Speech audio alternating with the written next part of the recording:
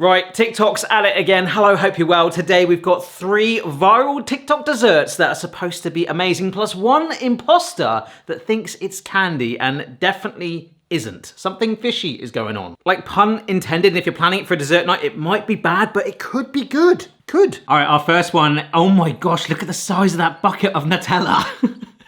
These are lava cookies, and you don't have to use Nutella, which they're dolloping out there on a tray. That gets frozen, okay.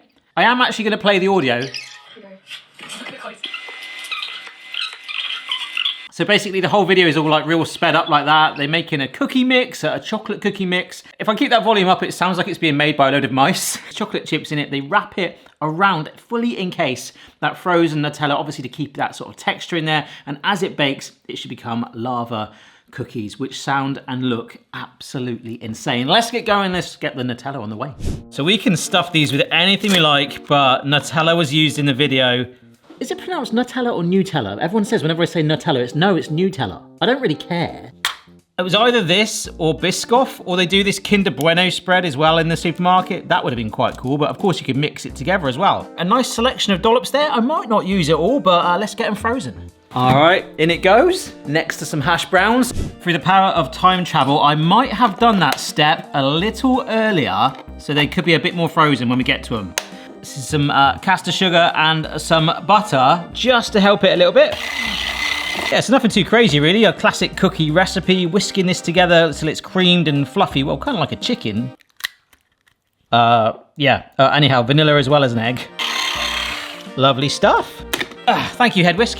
This still gets me. Dry ingredients going in now. So this is some plain flour. Cocoa powder was hidden there. I promise you there was some there. Hopefully you can see there's a few traces, I promise. Bicarbonate of soda, some salt, and a spatula, which doesn't go in, but it will help us. I've got a pack of chocolate chips here, where I've got probably about 3/4 of them. The rest I'm leaving for the top to decorate. Chocolate chips are so expensive. Massive shout out to the Patreon folks that support the channel.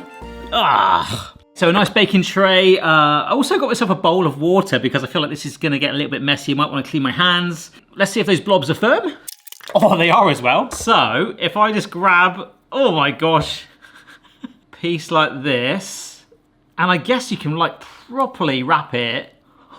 It's gonna be massive. This is really fun, and even if it's not perfectly molten lava in the middle, it's chocolate chip cookie with these blobs in there. All right, so I don't have to do this, but whilst it's been out and my hands have been rolling around in it, it's probably warmed it up slightly. So putting it back in the freezer just while my oven preheats to give it the best opportunity to lava.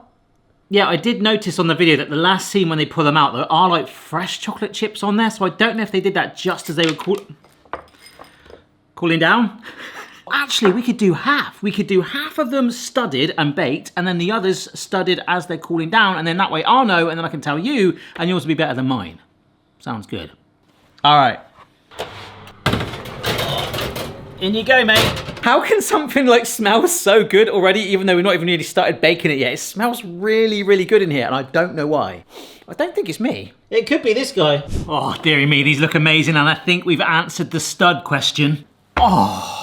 Yeah, I mean, they have caught slightly, but my gut feeling is you gotta stud them when you bake them. They were in there 10 minutes. These will be absolutely fine, but those other ones are baked in. All right, I'm gonna pick one of the ones where we baked it in. Here we go, let's just rip it. Oh, come on. Oh, look at that.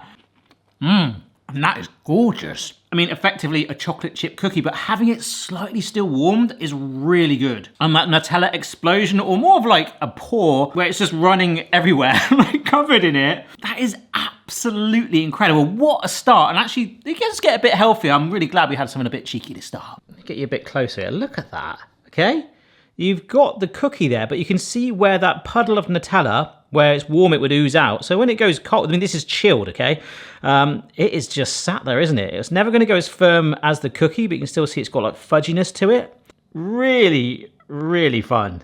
This is Stretchy Yoghurt, and not just any Stretchy Yoghurt. This is 3-ingredient Stretchy Yoghurt, because I think this lady is American. It's definitely stretchy, isn't it? 3 ingredients, bunged together in a bowl, cling film on top, piercy, microwave it. Why? Why would you need to do this? Apparently, you could use corn flour, aka cornstarch, but it did suggest getting tapioca version, which I have got. Right, this should be, well, at least a little bit healthier potentially, especially if I don't eat much of it, because I have just destroyed 2 cookies. So this recipe is all the rage in China apparently, and also in New York. In this bowl is some Greek yogurt, so a good source of protein. Apparently that is why it is proving quite popular. Greek yogurt and milk. So tapioca starch, in you go, mate. Interesting. It's a key ingredient in gluten-free baking for its ability to provide a moist, springy texture, okay, and promote browning. It also creates the chewy pearls used in bubble tea and is primary component of tapioca pudding. Okay, I was gonna say that sounds exactly like corn flour, but no, you seem to be interesting me. So all in all, tapioca flour is supposed to be an excellent binder, which I suppose is the ultimate compliment if you're entering a stationery competition. There we go then. I might put it in something nicer to present it in a bit. So apparently, you serve it with your powder of choice.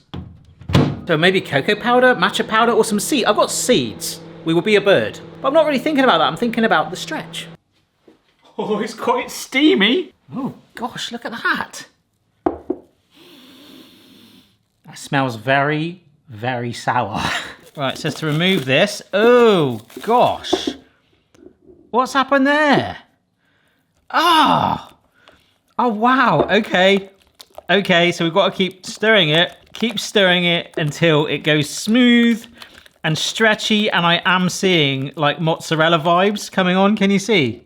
This could be really fun for Halloween. Okay, I'm actually quietly confident about this. I mean, look at that, that is bizarre. But I want to be able to eat it with my hands like that lady did. Goodness me. You can certainly see why you want something with it. And that's something, as I bring you in a little closer, here we go, look at this, is chia seeds that are actually falling out the back there. Oh, there we go. I don't even need to pour the bag because there's already some random ones where I kept it in a bag, and of course, oh, look at that, I've gone a bit crazy there. A little shimmy, all right. It's like frog spawn on a plate, but is it stretchy? I think it will be. Right, here we go, it's still a little warm. Oh my gosh, does it stretch? Look at that. It's actually like PVA glue. Unbelievable, right. Do we just gather it up like this? Okay.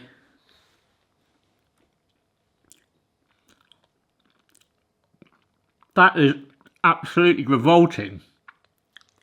Oh my word. I have so many things I want to say right now. That did not want to be digested, let's put it that way. It just wanted to stay in my mouth. It was just sticking to the roof. It's disgusting, it's horrendous. It doesn't even taste like Greek yogurt. It tastes like how I'd imagine a plastic bag to taste. Really, really fun though. I think kids would love it, but this, compared to the cookies, is a complete plot twist. It feels like it should not be eaten. In the words of Monty Python, now for something completely different. However, it isn't, because it is slightly healthier. This is dessert chips and salsa. There we go, we've got a chocolate bar being broken up, very nice, nice nails, melted there into little, those discs are even, I ain't gonna make it look like that. Slicing some fruit up, that's very, very nicely done. That isn't my USP, look at this, kiwi, that's all going in a bowl, bit of citrus juice there, looks like honey. Mixing it together to make that, that's fruit salsa, then you use the chips as your chocolate chips. Good! That is way more normal, I think. Although effectively it's a glorified fruit salad, isn't it? I have to be honest, I feel like the USP of this recipe is the fact that it looks really symmetrical and nice. I'm not really an impatient person, it's just more like, you know, it just goes down the same way, right?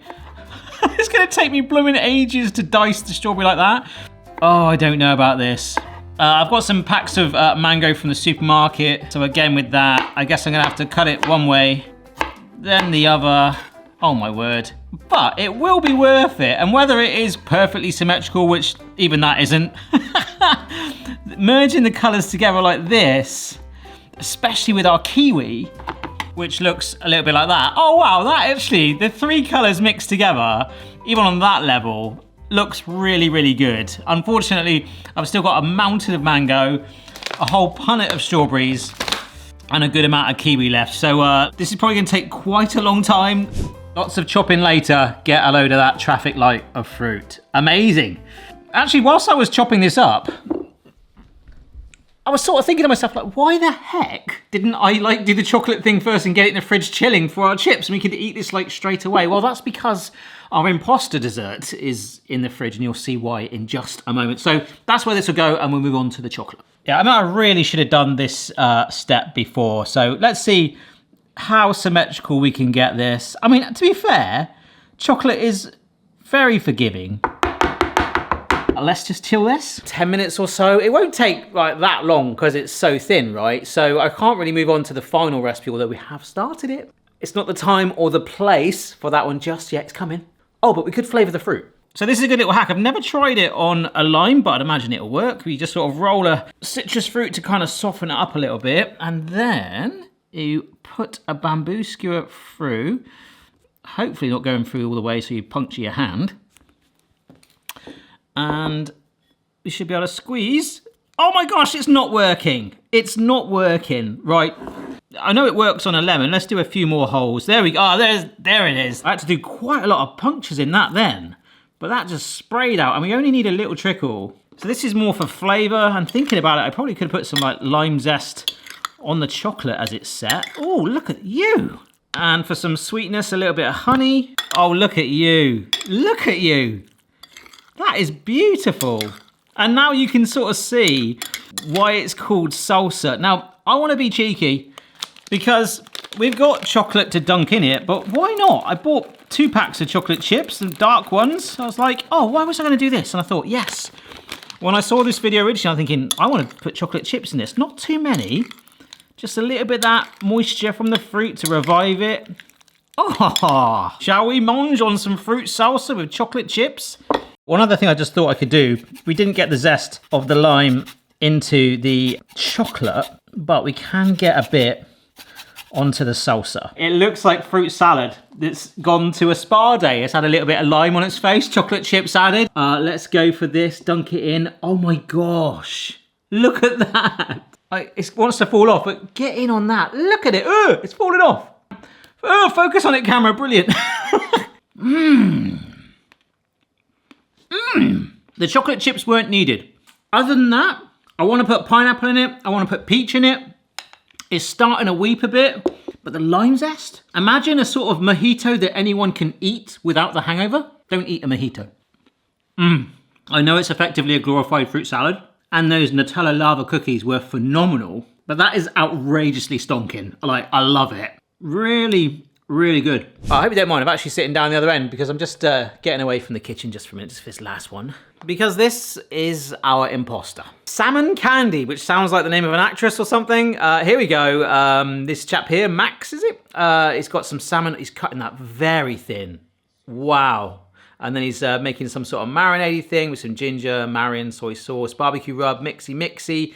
Get it all coated up, and then that goes in a fridge, and then you dry it out on a rack a little bit with some more barbecue rub, some sesame seeds, and then a lot of people have been air frying this. This recipe is quite popular, air frying it or ovening it. That's being in the oven, and that makes, almost looks like salmon jerky, doesn't it? Apparently, salmon candy. Which of course, yes, isn't really a dessert. It is our imposter today, but the word candy is throwing me. You get candied bacon, I guess. This is candied fish.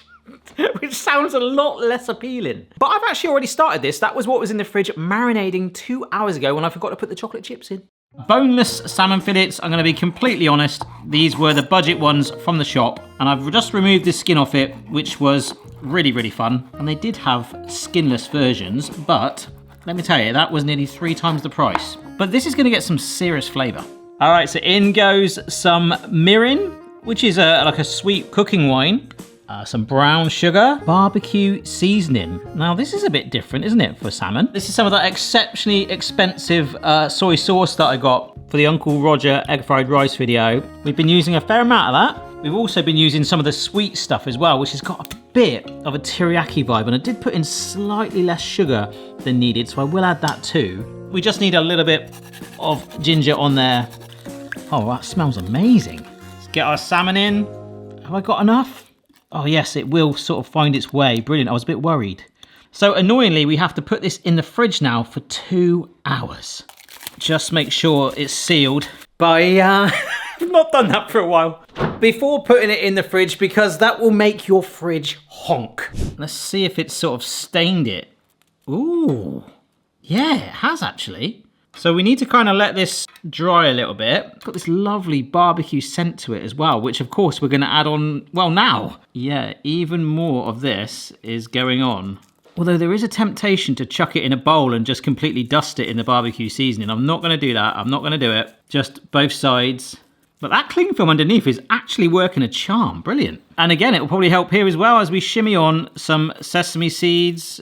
Look at that. Oh, that looks really cool. Oh, we've played a blinder here. I mean, the majority of it, there's a little bit of seasoning, but most of that marinade is in here. Awesome. Apparently in just 15 minutes in the oven, they'll turn out, well, as we saw. Only one way to find out. Ooh, just starting to catch on the sides. Look at that. In fact, I might be able to zoom a bit more. Oh, that looks pretty good. That does look good. Oh, ooh, it does taste. It's a little tough, but not like complete jerky. Mmm. If I was blindfolded, I would not be able to guess that was salmon. It is